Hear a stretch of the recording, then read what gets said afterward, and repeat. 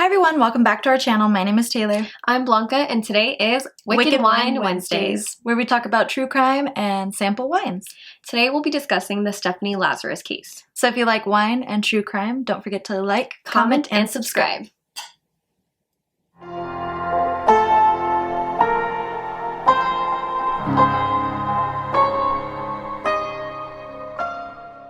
This case is very intriguing because it was considered a cold case for around 23 years.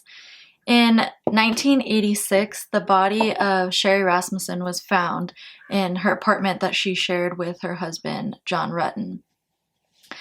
She was beaten until she was unrecognizable, and she was shot 3 times.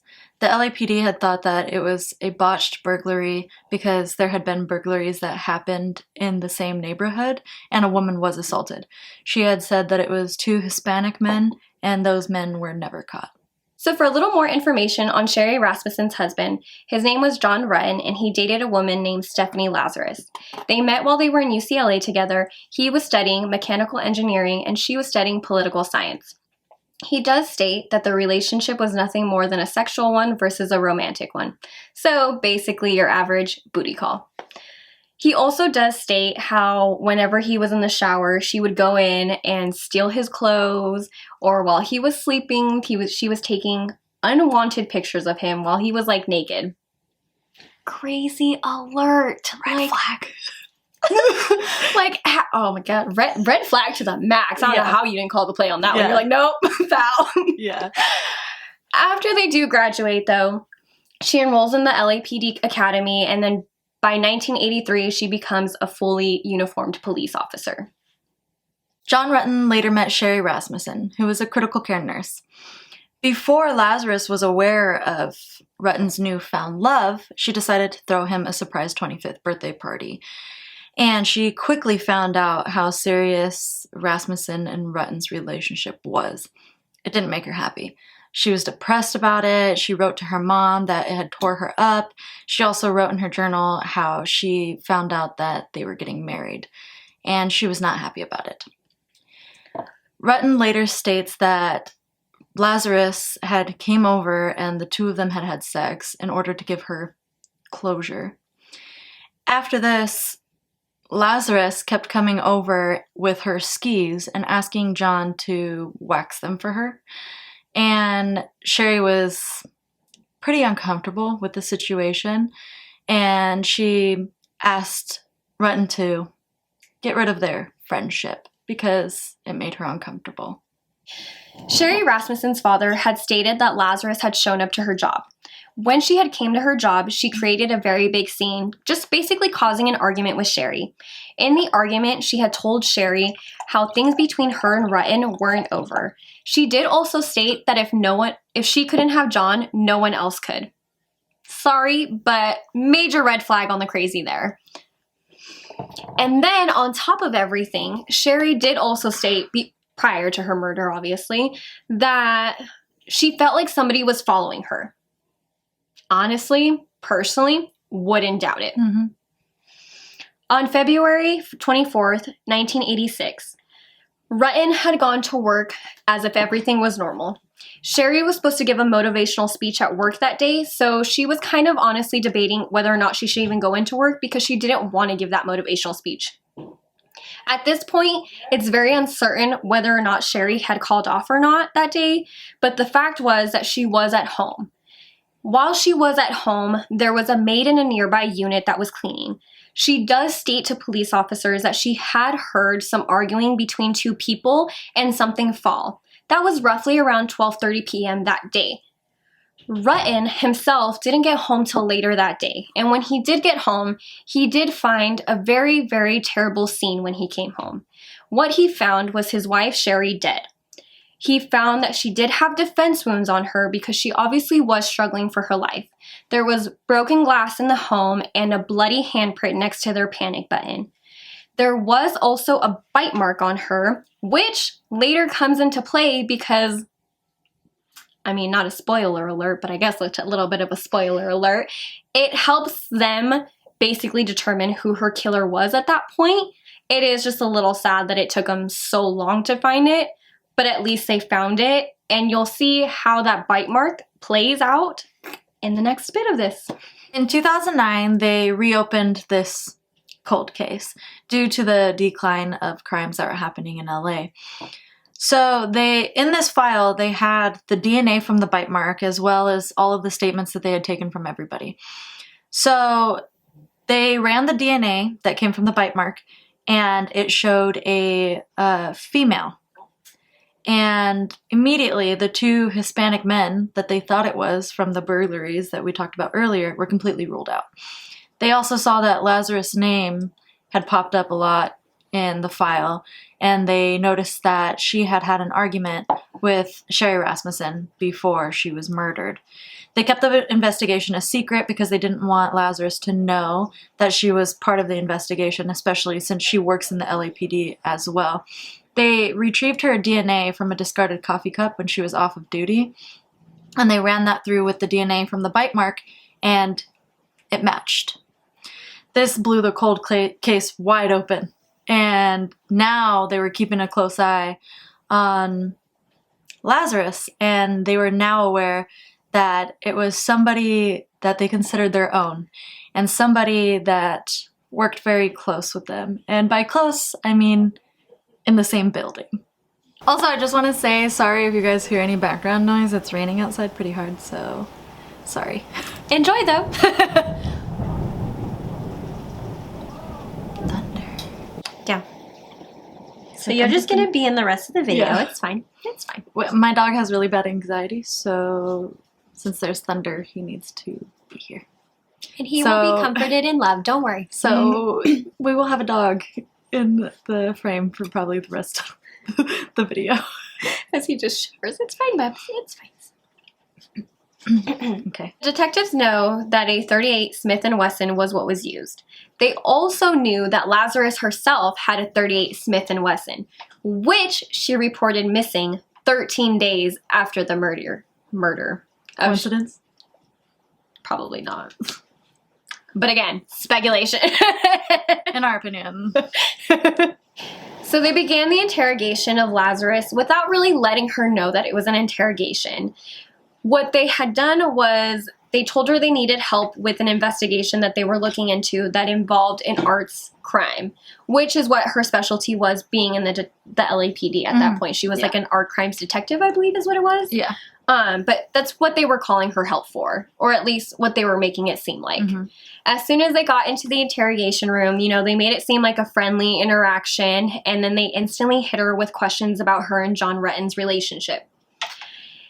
Which, if you watch the interrogation video, completely throws her off instantly. And on top of that, she just keeps trying to say that she's married, she hasn't thought about Rutten in who knows how many years, it's been so long, she's happily married now. But we all probably know she still probably constantly thinks about him. On a daily basis. Most likely still as obsessed with him to this day as she was that day, because it's been 23 years, but she committed murder for the dude. Yeah. The arrest was carefully planned. In June 2009, a dozen officers were briefed with a search warrant, and they waited outside of Lazarus's house as well as the Metrolink station, which she used to get to work. After the interrogation and the DNA match, they had enough to arrest her, and she was quickly arrested, and she was charged for the murder of Sherri Rasmussen. They searched her house, and they found a journal that had a bunch of entries about her love for John Rutten and just how obsessed she was with him. It was a bit much. After her arrest, she was allowed to retire from the LAPD early, and they held her in the LAPD county jail. The judge set her bail for $10 million cash because they considered her to be a high flee risk, which I'm sure she would have booked it if she could have. I would have. Right. The trial took place in 2012, where Lazarus brought a bunch of friends and family who stated that she showed no violence and she was a nice person and yada yada yada. But the case evidence was already far too strong. They had the gun that was used as well as her DNA on the bite mark on the body. Like, there was no getting away from that. It doesn't matter if you've never showed violence for years or nobody's ever seen you violent. DNA is DNA. Yeah. It's specific to you. Exactly. And just in case you didn't know that information. Yeah. Lazarus' defense attorneys were trying to say that the DNA from the bite mark had been compromised. Obviously, if you kind of know DNA, you know that that would be hard because, again, specific to you, and it's also DNA that's been sitting around for the past 23 years. Yeah. Why would they just pin it on her? Like, of all people? Somebody you work with? Like, oh, I get good. the arguments, but I mean, those were just arguments. They would have to be very, very hard to just convict somebody over just an argument. Yeah. They tried to file for a mistrial and also were trying to say that they had violated her Fifth Amendment. Again, I still don't know how you can do that when she willingly went in there on her own in that interrogation. Could have, again, like Chris Watts, could have gotten up at any time and just walked out of the room. You guys have free will. Like, I don't know what to tell you, but you do. In March, just days after the trial had even begun, she was convicted. She did get the guilty charge and was sentenced to 27 years in prison, where she is currently serving her sentence at this moment. She did file for an appeal in 2013, and they are refusing to even look at her case because, I mean, you murdered someone, honey. I don't know why you guys keep trying to get out of prison after you murder somebody. Like, you did your crime. Now you gotta serve the time. And she knows she did. Like, she didn't confess or anything. They don't have a confession from her. But she knows she killed somebody. And just like Chris Watts, he confessed, but he also knows he killed somebody. So why are you trying to get out of prison? Why? And even without the confession, if you watch the interrogation, like, she's so guilty. Yeah. It's almost as, I feel personally, it's my opinion, that she gave it up so much quicker than Chris. Yeah, she wasn't trying to deny anything. Don't get me wrong. Chris gave it up pretty freaking quick. But as soon as they even brought up John's name in the interrogation videos, she's just kind of like, And then, of course, any other time they mention Sherri, she's just like, I don't know. Like, it's been so long. Like, I don't know. Homegirl, you remember because you murdered her. That ain't gonna leave your brain whatsoever. Yeah, like, you know for sure that she was thinking about that forever. Like, that's not something that you just forget about. And if you were so obsessed with him, you would 100% remember the wife's name. Just saying. Yeah, there's no way. But you guys should definitely check out the interrogation for her. There's a guy here on YouTube that is called JCS Criminal Psychology, and he goes over the entire interrogation and lets you know, like, her reactions and, like, how she states certain things and, like, why it was very apparent to the detectives that she wasn't telling the truth. It's pretty interesting. So you guys should check that out. And on that note, we're going to end this video on a more positive note. It's all about the wine now. We're going to talk about the wines that we tried. So the wine that I tried, it's right here. Can you see? There you go. It's called Burlwood Cellars. Burlwood Cellars. Jesus. It's a little tongue twister for you guys. And it's a Cabernet, of course. It's a red wine from California. And I guess I'm reading here it contains sulfates. So if you're allergic to sulfates, don't drink it. Please don't drink. Yeah. We don't need you dying. Yeah. So it's bold. It's somewhere in between the things of smooth and tannic.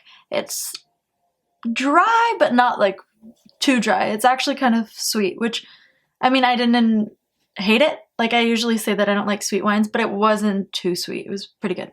Oh, it's sweet? Can I try it? Yeah, it's not that sweet. I don't know if you'd like it. And it's a little bit more on the soft side than the acidic side, which I also think is kind of weird because to me it tastes a little bit more acidic. Like, right? Yeah, it did. It tastes like more acidic, but I guess apparently it's more on the soft side. It has flavors of oak and vanilla and caramel, basically like the basics that you get with a Cabernet. And it has black cherry, blackberry, cherry, raspberry. So good stuff, you know? And it pairs well with beef, lamb, venison, and chicken. So if that's your thing, maybe give this a try. It's not bad. I enjoyed it. It is like, I think it's weird that it says that it's like more soft than acidic, because to me, I feel like it's very soft and it's very smooth going in, but I can definitely taste like that oakiness to it also. yeah, you think? Mm-hmm. Yeah, I don't know. Like it's good. Don't get me wrong. I like it. But yeah, I mean, I would think it's more on the acidic side. But I need to Google what tannic is. I'm so curious at this point. yeah, we keep saying like, what the fuck is tannic? We're like, what is tannic? A dry and white with a slightly tannic aftertaste. Okay. Again, what does it mean? So it refers to the dryness, bitterness, and astringency. Oh, I guess that would wine. make more sense because if it's sweet or tannic, so it's Yeah. either sweet or bitter. Yeah. Oh, okay, that makes Yeah, that's sense. what I was saying. Like, it's because like the astringency, is that how you say it? I feel like that's like more of that like How would I know how to acidic say taste. it? I feel like that's more of like the acidic taste that I'm getting. I get what you mean. Yeah, like that. Like that's how you explain mine. Just Hopefully everybody else knows what that means. So the wine that I tried tonight, guys, hold on, let's see. There we go. It's a Trastoria Rosé. It's from California. It's definitely dry, but yet very fruity. It has some sweetness to it, but it's not your overall like normal sweet rosé, I would say. It does have some fruit, like hints of cherry and watermelon, grapefruit, some, I think it was peaches and nectarine, is that what I read? Yeah. Yeah. So with that one, overall, personally, my jam. Very much enjoyed it. I don't think she liked the sip she did.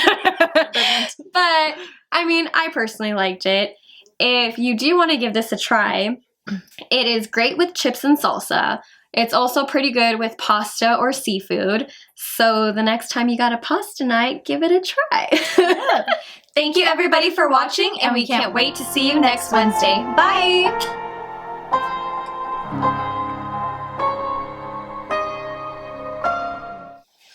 Me, me, me, me, me. La la la la la. Okay. Oh my god. Wait, accept it. So I can yell at him. Excuse me, we're filming. I was literally mid-sentence. She's mad at you. He dated a girl named Stephanie. A staff infection. Basically. In case you're not like a medical nerd like how we are. It's just a type of bacteria, I think, right? Yeah, staphylococcus. There you go. I was like, are those ones that are rods? And okay, you know what? Never mind. No, coccus. They're There. circles. Okay. Spheres. It's been a minute. Yeah, but I'm trying. Alright. I would say interview or anything. Just say I'm just gonna say he stated. because There it we doesn't go. matter who he's talking Yeah. to. No. It could be us, it could be fucking Santa, it doesn't matter. He told Santa Claus.